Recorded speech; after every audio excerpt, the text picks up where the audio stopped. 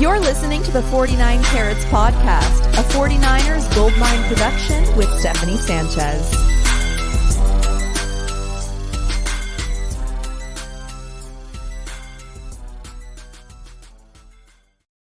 What's going on, everyone? Welcome to another edition of the 49 Carats Podcast. I am your host, Steph, and it's a lovely Thursday night to be talking about the 49ers. But don't worry, we're not going to be talking about that godforsaken game against the Chiefs. We're moving forward. We move. We're talking about the 49ers defense versus the Rams offense and how those two match up. Is the 49ers defense going to be able to turn things around against this Rams offense? We are going to find out in just a few short days, but I, as good as I can, will try to preview some of those matchups for you guys today. What's going on, Sid? Glad you can make it. Let's see. So first, let me start off with some 49ers news. As we know, there's always injuries with this team. So let's talk about those injuries first before we start. Deebo Samuel, he has yet to practice this week. He's dealing with a hamstring injury. Kyle Shanahan said that he is day-to-day. And so that one's a little scary. I mean, Deebo Samuel, obviously, we know him as the Rams killer, right? He has these great games against the Rams always. And so it certainly seems this late into the week, if he's not practicing, it would seem that there's a good chance that he won't be available come Sunday. And yeah, Sin is using the hospital emoji to describe this 49ers injury situation. I'm with you there. Yeah, so there's a possibility that Deebo Samuel is not going to be playing on Sunday. And one thing to consider in all of this is the fact that they would be playing on turf. Now, we know a lot of the 49ers injuries this season. They've had many and they've spanned several games. But it seems like their worst games, as far as injury goes, happens on turf. And the Rams SoFi Stadium has turf. So, that being said, Deebo Samuel with a hamstring injury, bye week, a week away, maybe you do want to sit him this week. You do have Christian McCaffrey now, so Christian McCaffrey could do a lot of what Deebo Samuel can do in terms of, that wide back role and also, yards after the catch, running routes, things like that. So maybe keep Deebo Samuel out this week. We'll just have to wait and see, but it certainly seems to be trending that way. A couple of other injuries. Kyle Juszczyk, as you guys know, he suffered a broken finger last week against the Chiefs. You guys might have seen the picture of him holding the football with his finger, half of it pointing in a different direction. It's not supposed to be pointing that way. Tough guy, Kyle Juszczyk, but Kyle Shanahan pretty much already said that Juszczyk would not be available this week against the Rams. So that also hurts this team. Juwan Jennings as well on the offensive side of the ball. He's also dealing with a hamstring injury, and he is also day-to-day, I believe. He has not practiced yet this week as well. So Deebo and Juwan Jennings, both with hamstring injuries, and again, playing on turf this week. Maybe you don't want to risk further injury, making it worse potentially, and you got the bye week after that. So 49ers might go the safe route and rest both of those guys, but we'll just have to wait and see. Whether or not those two practice tomorrow will say a lot about their availability come Sunday. Now, let's talk about the injuries on the defensive side of the ball. Dre Greenlaw, he did leave the game last week against the Chiefs, like mid-game. He had some huge brace on his calf, and so he's dealing with that injury. Still has yet to practice this week as well. So there's a chance Dre Greenlaw is not going to be out there for the linebacker group. Eric Armstead, who hasn't been practicing for quite some time now, dealing with his foot and ankle injury. Still not practicing. I know earlier in the week, Kyle Shanahan did say that Eric Armstead did have a chance to play this week, but he's already been out this long, and you're 1 week away from the bye. Is it really worth it? Let's just get Eric Armstead 100%. Let's not risk anything here. And so it's great that he has a chance, but I'm not counting on it. He hasn't practiced yet this week. So, and we'll talk more about Eric Armstead and his impact of not being on the field, how that trickles down to the run defense and the rest of the defense. We'll talk about that more in a bit. But yeah, some other news not related to injuries. Whew, we got through the injuries already. Oh, man. Okay. Tevin Coleman, he was released, which did open up a spot on the roster for a certain cornerback, Jason Verrett, who they activated on yesterday. So there is a light at the end of the tunnel. I know after Emmanuel Mosley went out with his injury, we've all been like anxiously waiting for Jason Verrett to come back. And so the question now becomes, okay, they've activated him, but is he going to play on Sunday? Kyle Shanahan certainly did not rule it out. There's a chance that Verrett does play, but he's been limited at practice this week. And again, I'll bring up the fact that the 49ers do play on turf this week. So if he hasn't played since early 2021, I think the last time he played was September 9th or something like that. It was definitely September something, 2021. Really long time since Jason Verrett has played. Do you really want his first game back to be on turf for a guy who has dealt with, a lot of other injuries in his career? Maybe not the soft landing spot that you want him to make his 2022 debut on. So that's my stance on it. I maybe would hold Jason Verrett out till after the bye and see how he's feeling then. 49ers, they've already activated him. They're in no rush to get him out on the field unless they feel that he is 100% ready. So we'll just have to wait and see on Jason Verrett. But at this point in time, I think it's unlikely that he will be available on Sunday. Now, let's talk about Jimmy Ward really quickly, because Jimmy Ward, the talk about him is he played at nickel last week. And so he got some questions this week about whether or not he was going to remain at nickel. And so this is what he had to say. It's been a while since I've been on the field. I don't know, man. It's been a challenge, man. Like I said, it's a challenge. Maybe if I was at safety, I don't know. It probably would have been a challenge too. I have no clue, man. I've got to just figure it out. I don't have any excuses or anything. I've just got to go out there and I've just got to go and play. I can't hope for anything. I can't wish I didn't have a club. I can't wish I was back at safety. So I go out there and play, man. I don't have room to hope or wish and this and that. I've just got to go out there and give it my all.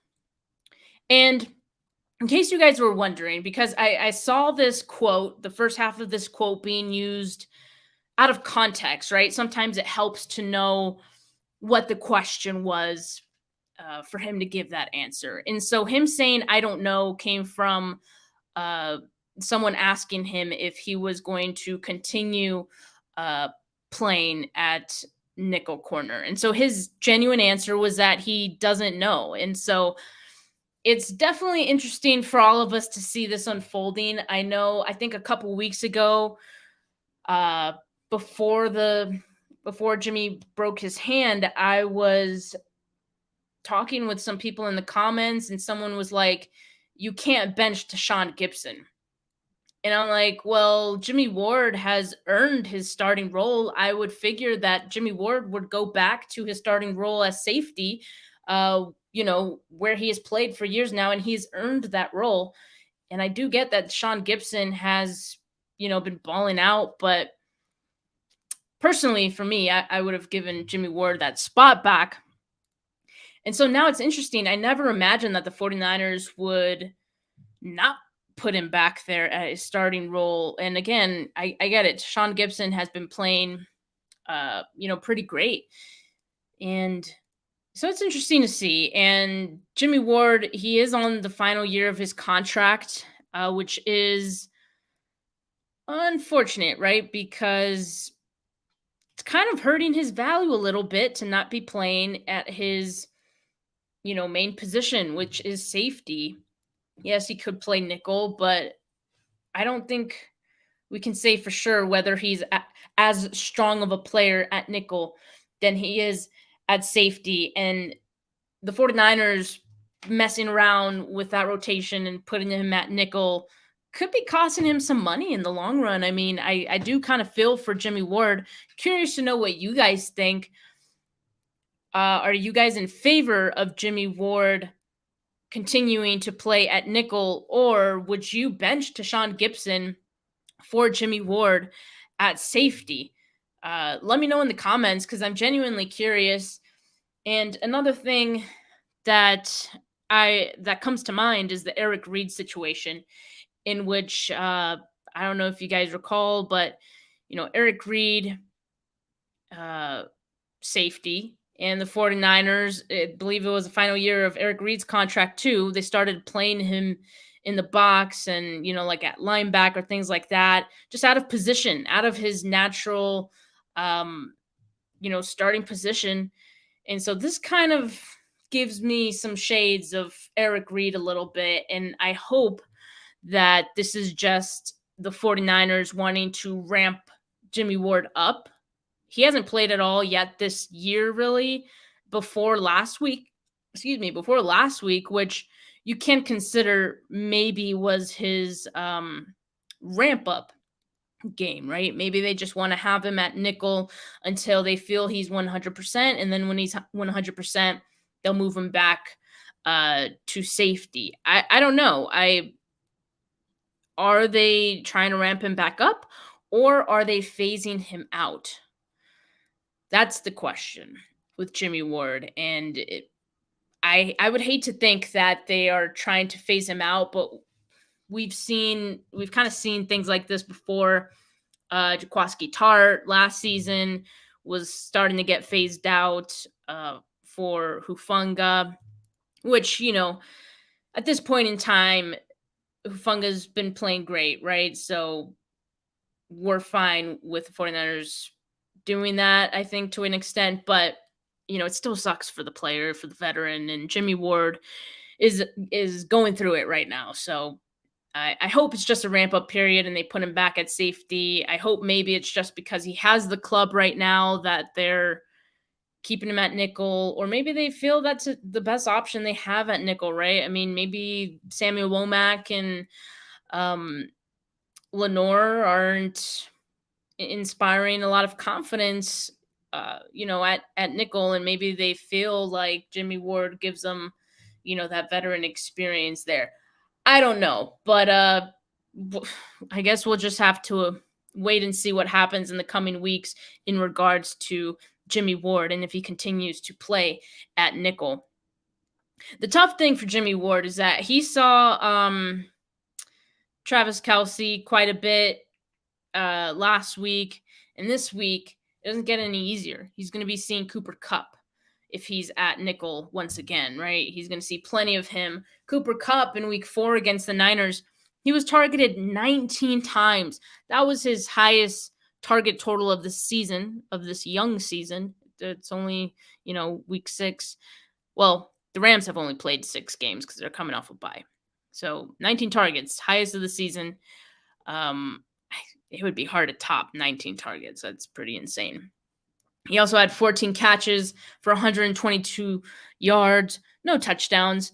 Honestly, if you're the 49ers, holding Cooper Kupp to no touchdowns and 122 yards, you'd probably consider that a win because, as I've mentioned many times, he's one of those players that is going to get his. You can do everything in your power to stop him. You're not going to stop him. You will simply limit him. And so 122 yards was the 49ers defense limiting Cooper Kupp in week 4. And I do want to also mention Jimmy Ward did not play in that game. And at that point in time in week 4, the secondary still had Emmanuel Moseley.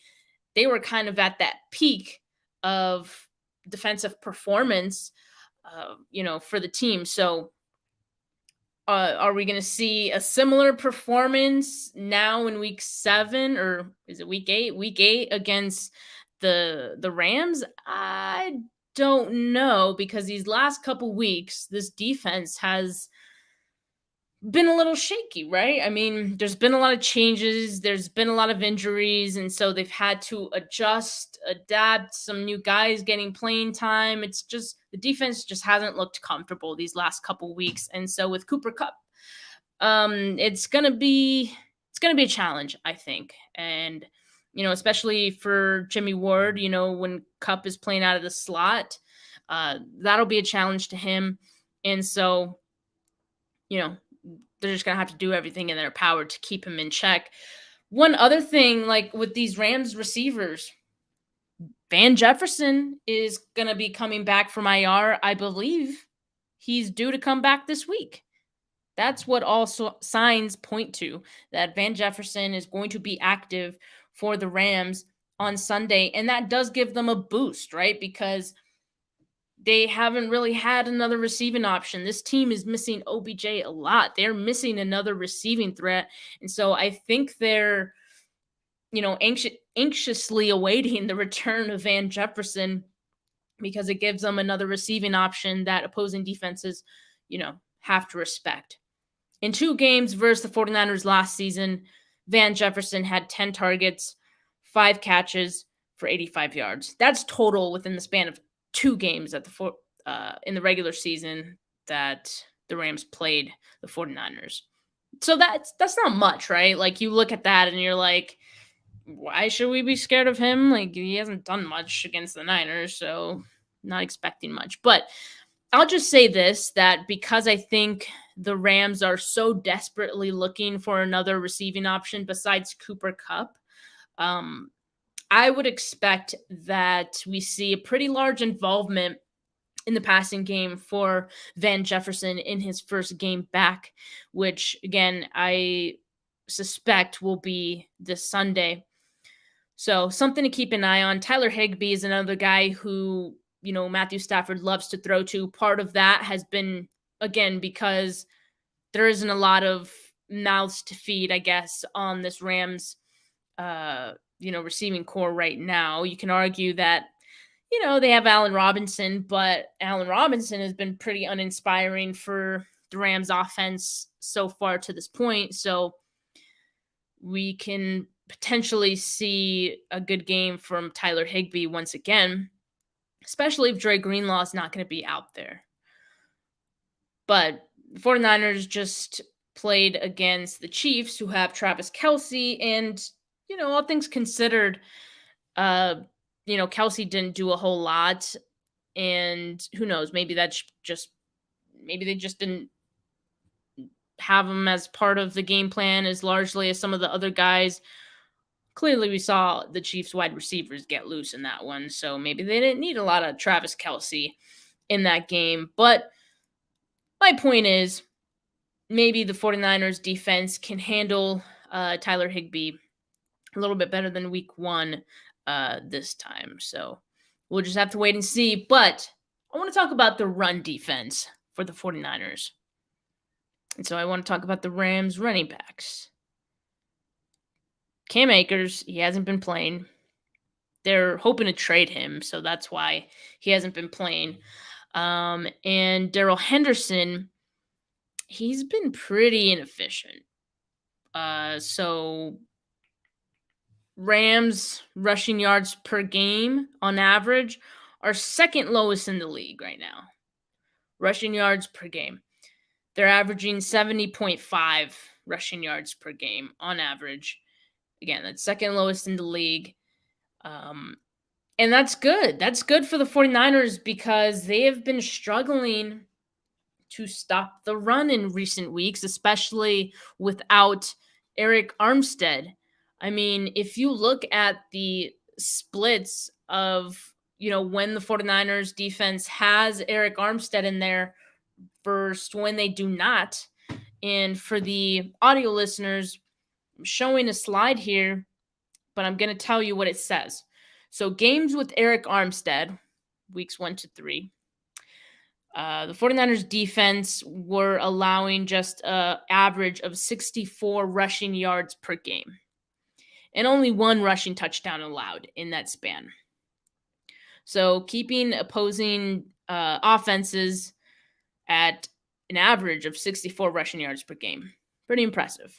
Now, in the games without Eric Armstead, weeks 4 through 6, they have been on average allowing over 100 rushing yards per game. This 49ers defense, 111 average rushing yards per game, to be exact. And within that span, they have allowed 6 rushing touchdowns. And so they miss Eric Armstead a lot. And as I mentioned earlier, we don't know if Eric Armstead is going to play in this game, but he hasn't practiced yet this week.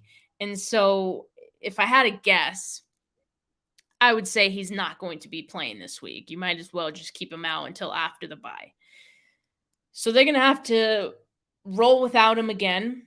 But the good thing is, it's the Rams, and the Rams running backs aren't particularly scary. Darrell Henderson has not been efficient. The Rams are averaging 70.5 rushing yards a game. And so this is a great opportunity for these 49ers defense to get right and to, stop the Rams run game and forced Matthew Stafford to throw. Now, you might be wondering, Steph, why would you want Matthew Stafford to throw? Like, I thought he was this good quarterback, and you're talking about Kupp and all that. And yeah, that's fair, but you always want to force a team to be one-dimensional. And the best way to do that is to stop the run and force teams to pass, because more likely you get turnovers when you can do that. And especially with this Rams offensive line, I think the 49ers are going to be able to take advantage of that as well. I mean, the Rams offensive line has also been struggling. And yeah, you're coming off a bye week. This is a chance that the Rams had to kind of tweak some things, see what they can fix on their side. Make no mistake, the 49ers and the Rams right now they're good teams, but 49ers are a better team on paper by far. But you know what I mean? They're both struggling at this point in the season. And so they're trying to get a spark going. The Rams had the bye week going into this one to work out some kinks, right? So what I'm saying now, maybe they could have tweaked some things. Maybe they could have fixed some of these things, but I don't know. I'm just telling you based on how they've performed so far.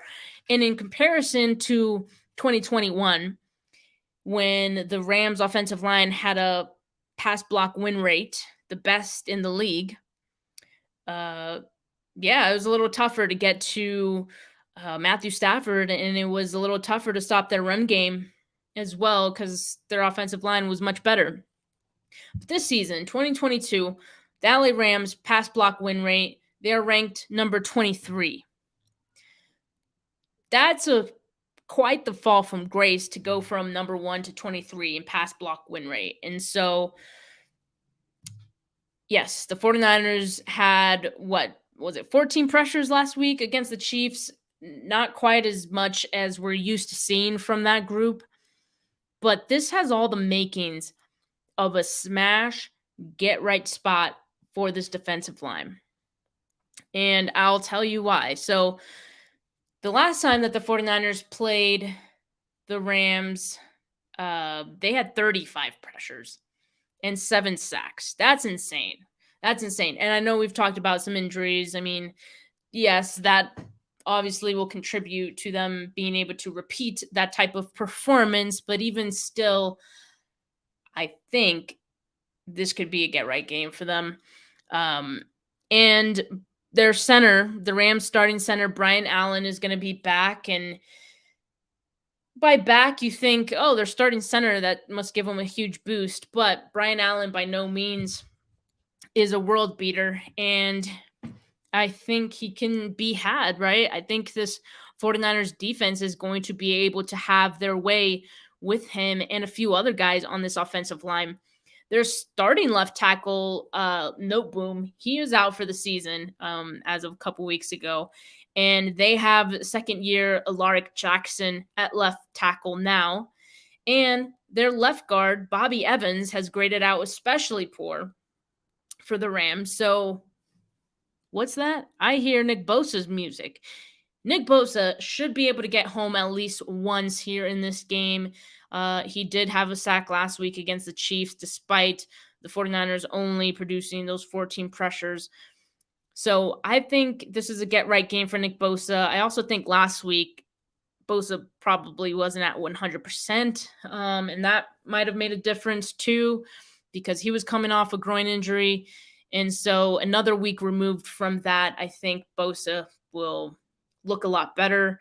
And what better way to look better than against this porous Rams offensive line? This is a great opportunity for the 49ers defensive line to get their shit together and, to perform better as a group. By the way, the Rams are 5th worst in QB sack percentage. So Matthew Stafford, watch out. And so the key in this game for the defense is to make Matthew Stafford as uncomfortable as possible, which they were able to achieve, in that week 4 game. It was week 4, right? Yeah, week 4. And so they need to continue to make him uncomfortable and force those errant and rushed throws, because Stafford throws a lot of interceptions as well. And as we saw in week 4, he threw one then.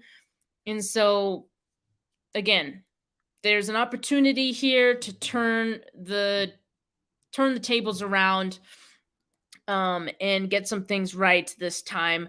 I believe the Rams' turnover margin is worse than the 49ers in their last 3 games. Let me see if I could find that. I tweeted something about it. Here we go. The 49ers have outputted a negative 1.3 turnover margin in their last 3 games. That's 4th worst in that span, by the way. Not great. They've committed a lot of turnovers, the 49ers. The good news, if there is any, the silver lining, is that the Rams have been worse. They have a negative 1.7 turnover margin in their last 3 games. And so, if there's any opportunity for the 49ers to turn some things around, it would be in this game. And I think we see some urgency from both sides of the ball for this 49ers team. And I think they know they have to put some things together in order to turn their season around. Penalties as well is something that needs to be cleaned up on both sides of the ball. I would say especially offense, it's a huge deal, but the 49ers defense also needs to be able to get off the field on 3rd down, for Christ's sakes. That's been one of their biggest issues these last few weeks. And so if they can pressure Matthew Stafford, make him uncomfortable, force him to make some mistakes, and if they are able to clean up the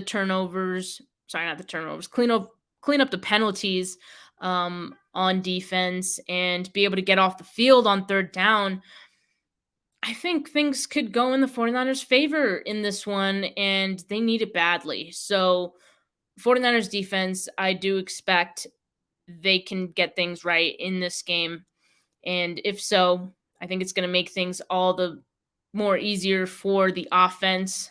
By the way, I'm going to be talking about the 49ers offense tomorrow, Friday, for the offense preview episode. So make sure you guys tune into that. But that's all I had to say about the defense today. So thank you so much for joining me in this episode today.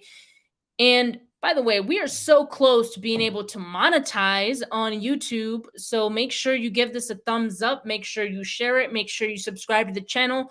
All of these things help me out a bunch in being able to, hit that goal of being able to monetize. And don't forget that I'm going to be doing a giveaway when that happens. And for the audio listeners, leave a review, whether you're on Spotify, whether you're on Apple Podcasts, whatever.